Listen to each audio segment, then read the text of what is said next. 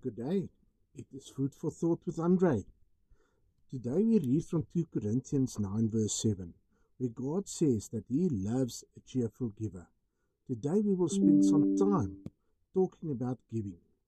When a gift is given freely and with joy, the value of that gift is increased. It is both the duty and the privilege of every Christian to be a giver. When the Spirit of the living Christ flows through you, it teaches you to love and to hold nothing back that could bless and enrich your neighbor. Your purpose in life is to be a blessing to others. Let your gift always be accompanied by a prayer of thanksgiving and a sincere desire that God will bless it so it may be multiplied for the benefit of others. Thank Him also for enabling you to give. The most important gift you can give is yourself. God has equipped you with a unique personality, and as a Christian, you should do your utmost best to develop it to His glory and in service to others.